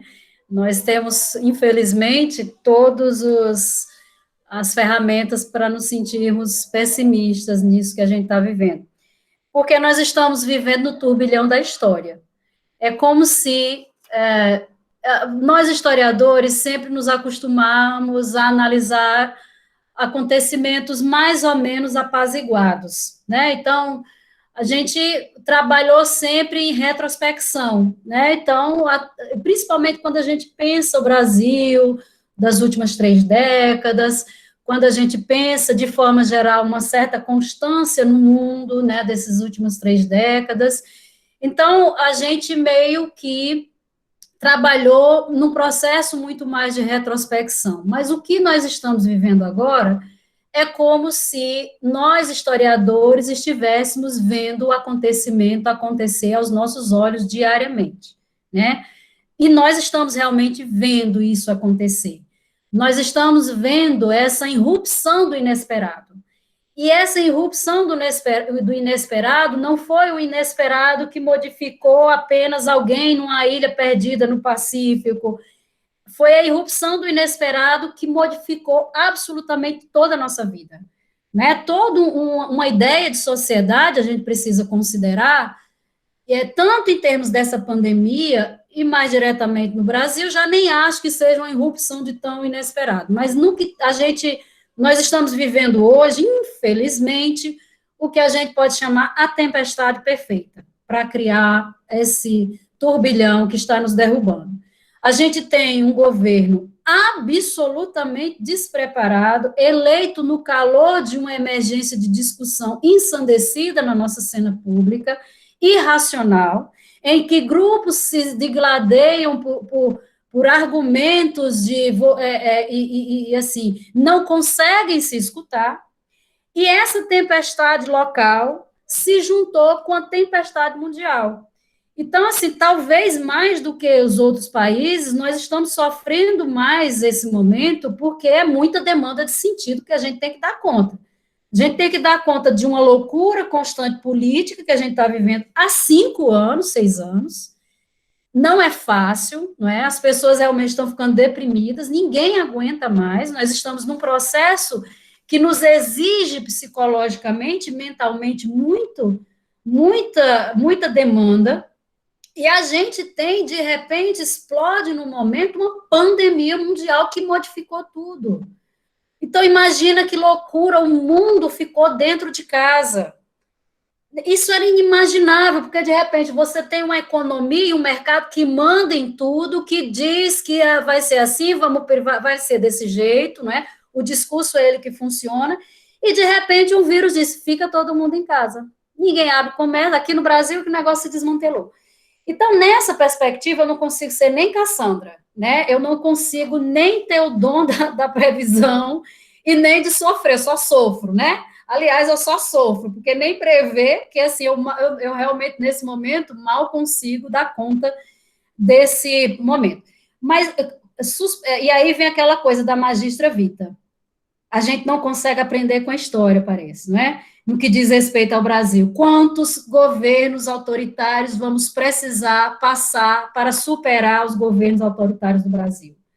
Quando a gente pensava que nós tínhamos aprendido isso, eis que nós estamos na eminência de uma consolidação de um golpe, que pode ou não acontecer. Agora eu vou como o acontecimento como possibilidade. A cena pública brasileira está tensionada como, eu vou lendo, eu me lembrando do que eu lia sobre 64 nos jornais, eu sinto muito como se eu estivesse naquele pré-golpe de 64, a tensão cotidiana que se anuncia que vai acontecer em algum momento, qualquer coisa. Então, realmente, eu acho difícil a gente prever, eu acho que a gente tem que atuar nessa cena pública, pelo menos nesse trabalho de informação que nos é possível. Não adianta a gente sofrer também achando que a gente vai talvez sentar à beira do caminho algumas vezes, né, vale a pena também para até mantermos a nossa sanidade, né? Sobre a questão do Juscelino, eu não usei o DOS, eu terminei minha tese em 2011. Um texto me inspirou bastante, me fez pensar muitas coisas, foi um texto do Pierre Nora, que é dos anos 70, maravilhoso, assim. Foi quando eu comecei a despertar para muita coisa que chama o retorno do fato. Gente, é maravilhoso, o cara escreveu isso há quase 50 anos atrás, ele está naquele livro, naquela coleçãozinha, Novas Abordagens, Novos Objetos, acho que é nos Novos Problemas, e o Pierre Nora lá lança esse problema nos anos 70, em meados dos anos 70, de como a mídia estava trazendo, estava nos colocando uma questão que a gente já tinha abandonado, que era o acontecimento. Claro que depois eu fui ver o François Dawson, né, depois eu fui dar uma olhada, porque isso, eu acho que depois do World Trade Center, né, a gente meio que voltou para esses processos de reflexão sobre o acontecimento. O Projeto Humana, gente, é um projeto muito legal que surgiu agora em plena... Tá aí, Raimundo. Então, a gente tira alguma coisa positiva e tem que se alegrar de vez em quando, né? Por exemplo, isso aqui é uma coisa alegre, é uma coisa positiva que a gente está fazendo, essa discussão. O Projeto Humanas surgiu agora, no meio da pandemia, em abril, iniciou por um grupo de mulheres universitárias, é um grupo de mulheres, na verdade, pesquisadoras, que reúne várias pesquisadoras no Brasil, a gente ainda está montando a rede, o site vai sair em breve da gente, e a ideia é dar visibilidade a essa produção vinda de mulheres pesquisadoras, porque muitas vezes a gente identifica que nós temos uma dificuldade muito grande de, às vezes, nos projetarmos e discutirmos, porque o ambiente acadêmico, geralmente, ele costuma ser muito masculino, principalmente esse ambiente acadêmico da história, né? Tem e aí a rede surgiu para isso, a ideia é reunir, né, esses vários grupos de mulheres em suas várias dimensões, interseccionalidades, né, para trazer esse debate para a cena pública, né? Aí a gente vai trazer novidades aí, em breve a gente está lançando sites com publicações, eu divulgo, tá? Ótimo, é bom que a gente vai acompanhando aqui. Agora a gente vai para o último bloco de perguntas, e aí, Sônia, serão 4 perguntas. São 3 que eu vou ler aqui, e a última pergunta é do Edmilson, que ele quer falar com você lá direto do Quixadá, tá bom? Tá ótimo. O Rafael faz a seguinte pergunta. Ele gostaria que você comentasse se você acha que faltou aos governos anteriores do Brasil fazer uma política mais adequada, o que ele chama de correta, sobre os acontecimentos da ditadura, para que talvez pudéssemos evitar chegar do modo como chegamos até os dias atuais. Me parece que é uma pergunta relativa a como nós lidamos com essa memória. O Amadeu Cardoso gostaria de saber se, quando você utiliza a expressão apropriação da memória, é possível inserir a revista Veja como uso desse conceito. Tá? Edivan faz a terceira pergunta e ele diz: a ideia de pós-verdade, segundo Manuel Castells, acabou sendo sustentada pelas mídias tradicionais, converteram a incerteza na única verdade possível, ou seja, a minha e a sua verdade. No entanto, a pós-verdade no Brasil, nos últimos tempos, acabou sendo instrumentalizada na disputa eleitoral. Como enfrentar uma realidade que não é apenas científica e intelectual, mas ética, moral e de justiça, especificamente no momento de ataque às instituições de justiça?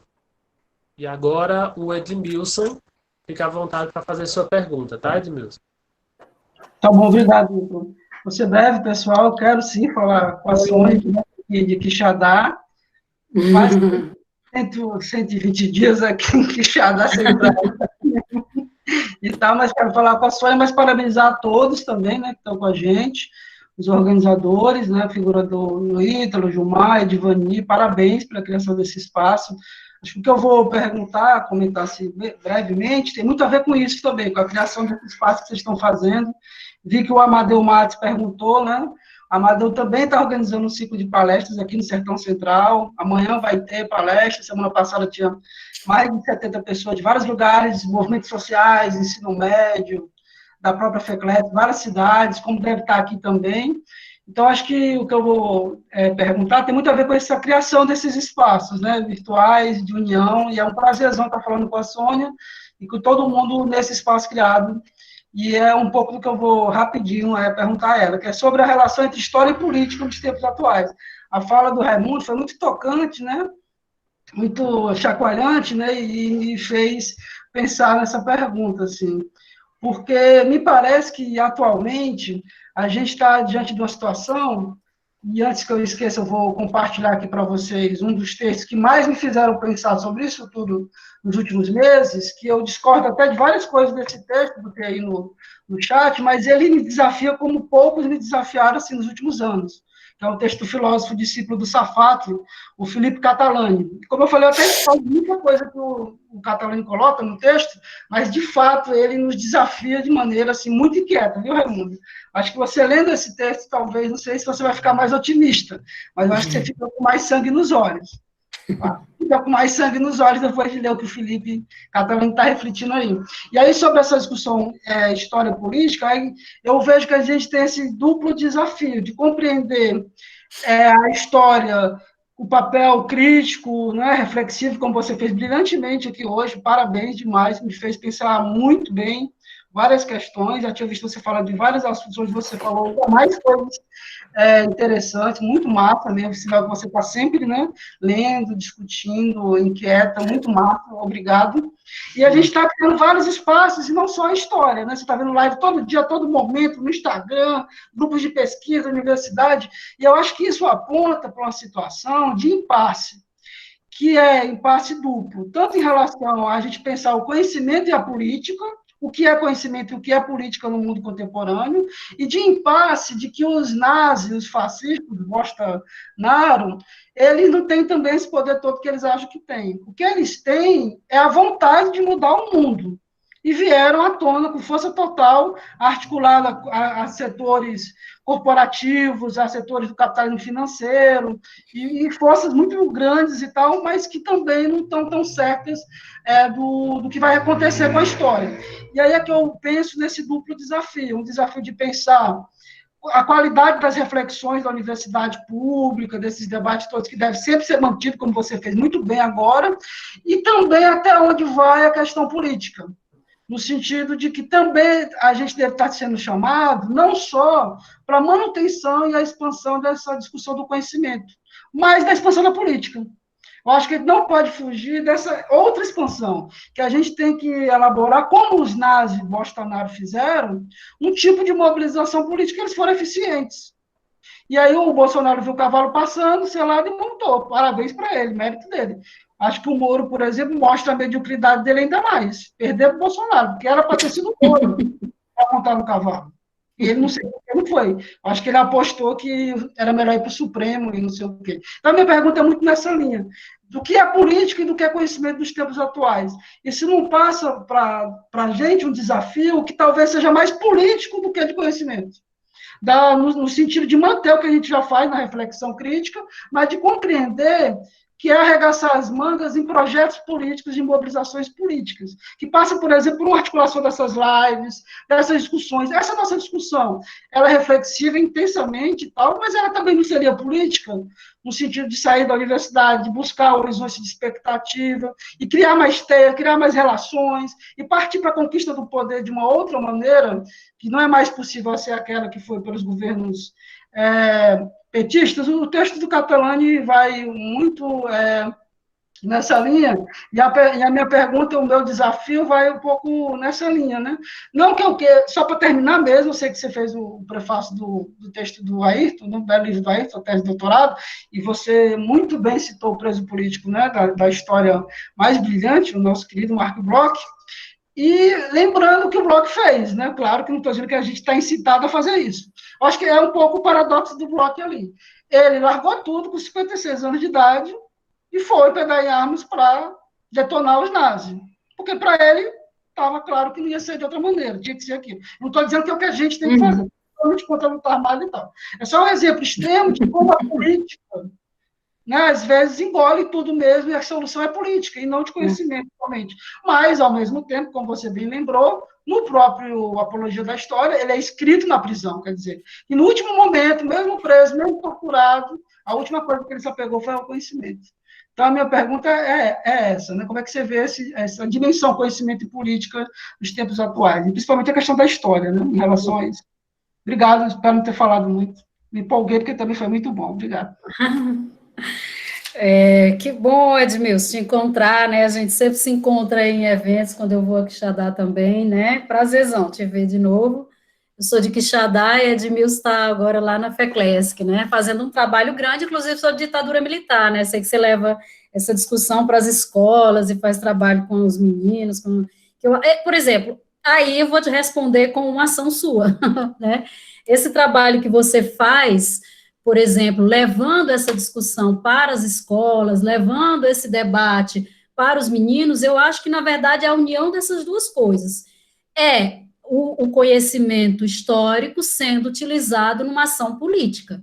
Porque, afinal de contas, a partir do momento em que a gente consegue instaurar um processo de reflexão, fazer com que um adolescente, um jovem, consiga instaurar um processo de reflexão, de dúvida, né? Porque a dúvida é diferente da negação. A dúvida é o elemento fundamental para a construção do pensamento. É o se perguntar por quê. Por que aqueles 30% não desarredam lá do homem que selou o cavalo? Porque eles não têm dúvida, eles têm a certeza, conhecereis a verdade vos libertará. É isso que está na cabeça deles.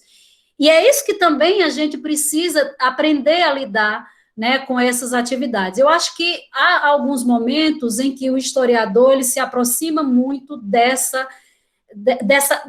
ele é muito chamado a essa atuação na cena pública. Eu acho que em alguns outros momentos da história a gente já passou também por isso. As pessoas intelectuais eles têm uma tendência a essa projeção na cena pública, né, essa instauração. Então, quando você pensa, por exemplo, maio de 68, quantos intelectuais, quantos professores foram para a rua naquele momento, né, também nessa ação política, e eu vejo, na verdade, essa união das duas coisas, né, porque qual é a chave que a gente chega às pessoas, se não a chave do questionamento histórico também? Essa é a nossa chave de ação política, é aquilo que nos leva. Então, quando a gente vai para algum evento, seja com trabalhadores rurais, seja com os adolescentes, essa é a chave que nós levamos para abrir essa porta de diálogo. E eu acho que, mais do que nunca, esse momento, essa atmosfera que a gente está vivendo, o historiador foi chamado a essa cena pública. Então, se eu falei agora há pouco que a gente teve muita dificuldade de ir para essa cena pública, nós agora fomos demandados. Claramente existe uma demanda, né, de diálogo, uma demanda de ativismo político, e aí é aquela coisa do Marc Bloch, né, que para mim é uma das obras mais bonitas, assim, sofridas, assim, que eu li, né, li ainda na graduação e li várias vezes, porque é o sujeito que resolveu atuar no coração naquele movimento do acontecimento histórico. Então, tem até a passagem que ele diz, ele se pergunta, teria eu realmente compreendido uma vitória e uma derrota se eu não tivesse vivido aquilo ali? Nós realmente compreenderemos esse momento se a gente realmente não tentar, de alguma maneira, atuar nesse momento? Né? Porque nós estamos sendo chamados a essa atuação no tempo presente, né? A esse lugar, a esse papel de reflexão. Então, eu acho que sim, concordo totalmente. E é isso que está para a gente agora. Isso aqui é uma discussão política, né? Isso é a própria decisão de dizer assim, vamos juntar a gente mesmo numa live, estamos isolados, mas a gente pode debater, pode pensar outras coisas, podemos. Então, isso também é um tipo de ação política, claro que eu vejo assim, né? E sobre as outras questões, né, sobre que o Rafael coloca, se o Brasil falha com o passado, minha gente. Ontem mesmo incendiou mais um museu. Nós sempre falhamos com o passado, infelizmente, é triste dizer isso, mas quando a gente pensa o quanto do nosso patrimônio tem sido destruído, quando a gente pensa naquela perda do Museu Nacional, e tanto falando das matérias, dos objetos, né, que são também esses importantes depositórios da memória. Então, no termos do tratamento do passado, os nossos governantes não se preocupam. Então, percebam, 27 anos depois, a Dilma Rousseff, ex-guerrilheira, torturada, presa política, foi a única que teve coragem de instaurar a Comissão da Verdade. Uma vergonha para o Brasil na América Latina, né? Uma vergonha. É vergonhoso que a gente só tenha tido uma Comissão da Verdade mais de quase 3 décadas depois de um encerramento de um episódio. Talvez a gente precise uma aí em breve. Então, eu acho que os governos, eles não lidaram, né? Eles lidaram de forma fragmentada, né? Então, tem vários processos, né? Eu acho que sim, a revista V, eu acho que todos esses produtos midiáticos e de imprensa, eles são repositórios de memória, né? Eles lidam, eles instauram lugares de memória também. Eu fiz uma análise, tem uma passagem muito interessante no Era dos Extremos, logo na introdução, que é bem bonita essa passagem, que é uma passagem de memória do Eric Hobsbawm, que ele diz o seguinte, o dia, ele diz a data, não lembro, mas em 1933, quando Hitler assume o poder, né, como chanceler, aí ele conta, aquele foi o dia que eu, passando com minha irmã, pude ler na manchete de um jornal a ascensão de Hitler como chanceler. Ele conta mais ou menos assim. Então, a gente tem uma boa indicativo de como isso é um grande lugar de memória, porque ele rememoriza isso quase um século depois.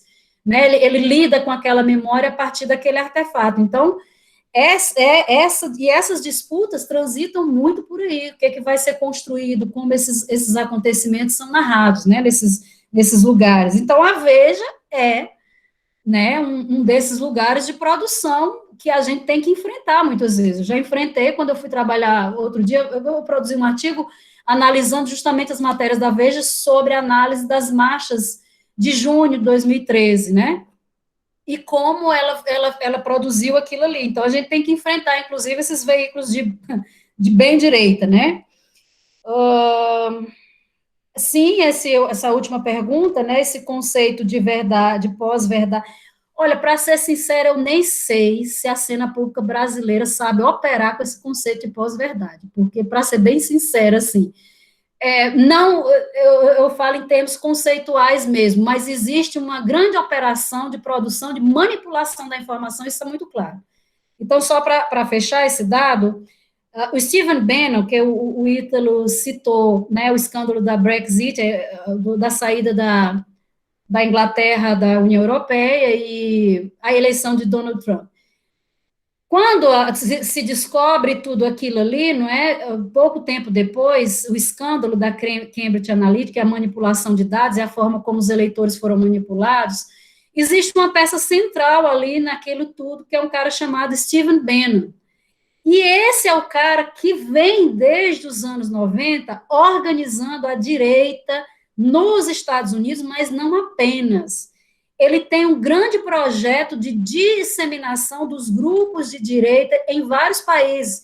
E esse cara, por exemplo, orientou o filho do Bolsonaro nessa divulgação, na produção das informações em 2018. Né? E quando você vê o que acontece nos Estados Unidos e o que aconteceu aqui no Brasil, você vê como são elementos similares o modus operandi da coisa, né? A forma como essas informações vão circulando, né? Como ela vai sendo difundida. Então, existe sim um grande projeto de manipulação para a estruturação de projetos de ultradireita e de direita no mundo. Não é apenas aqui no Brasil. Então, tem um documentário muito interessante, que é na Netflix, que chama Privacidade Hackeada, se eu não me engano, que é um documentário que analisa, ele mostra como foi esse processo de manipulação, por exemplo, da Cambridge Analytica, e você realmente fica absolutamente estarrecido, né, do grau de interferência que essas empresas elas têm na nossa vida, aquilo que a gente entrega da nossa vida. E tem uma passagem muito interessante, só para finalizar, que o principal cientista de dados que vai montar todo o esquema, né, todo o projeto de captura de dados, ele rompe com a Cambridge Analytica e denuncia. E ele diz lá o seguinte: Stephen Bannon é seguidor de uma doutrina que ele chama lá Brave Bet, uma coisa assim, que, segundo a qual, para você controlar uma sociedade, você tem que destruí-la inicialmente em toda a base que ela tem. É isso que Bolsonaro está fazendo aqui. Ele está destruindo toda a base social, política da nossa sociedade que nós construímos nos últimos 30 anos. Então, quando você vê uma fala desse tipo, você vê essas conexões, que é um projeto que não está só aqui no Brasil, que se conecta com um projeto de construção de direita que é mais amplo e difícil de ser enfrentado, mas ele precisa ser enfrentado, primeira coisa, a gente sabendo que ele está em curso, né? Acho que esse é o primeiro passo, né? Eu acho que é isso, né? Assim, Ítalo, gostaria muito de... Não tem mais perguntas? Não sei, desculpa, não sei se tem mais perguntas. Eu tinha dito que era a última, mas se tiver... Não tem. É só fazer um comentário rápido que você está falando, chama também a atenção para a gente de que é um projeto racional e racionalizado, porque nós temos naturalizado uma pretensão de ignorância, o que parece que não deve ser esse o caminho, senão a gente imagina que essas pessoas estão operando da forma como estão operando porque elas não têm uma consciência, e você demonstra isso que não, é um projeto orientado, racionalizado, com um objetivo específico, que não é o estabelecimento de outras verdades, mas é de outras histórias, mas é o falseamento da história. Enfim, a gente queria agradecer e deixar o espaço para você fazer suas considerações finais. Bom, eu aqui agradeço, eu fico muito feliz de participar de debates tão importantes como esse, tão bem qualificados, né? Eu acho que vocês aí da UV estão de parabéns pelo projeto, pelos vários projetos que eu tenho acompanhado, alguns que vocês têm desenvolvido aí nesse tempo de pandemia. Vi que vai ter um evento super legal aí, que é sobre o Nordeste, né? Entendi que é em parceria com o CA, e fiquei assim, que coisa bonita. Tá bonito tudo, a estética, eu vi a programação, tá maravilhosa. E aí é isso, assim, fico muito grata, acho que a gente aprende muito, eu aprendo muito, porque a cada boa questão importante como essa, a gente é levado a refletir, tentar responder, e aí a gente tenta melhorar um pouco mais, tá? Muito obrigada a todos vocês. Bom, antes de agradecer aos professores, eu queria dizer que essa conversa tem continuidade na semana que vem. O nosso convidado é o historiador Paulo César Gomes, que é autor do site História da Ditadura e História em Quarentena. Então, a gente vai poder aprofundar um pouco do que é o uso dessas mídias, né, na produção da história, na divulgação da história. Então, essa será uma boa conversa.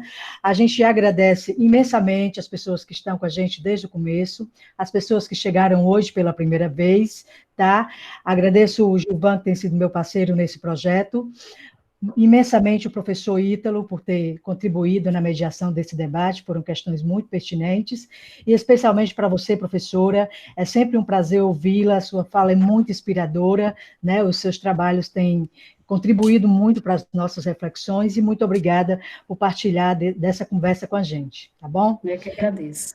Boa tarde, então, a todos e todas, um abraço.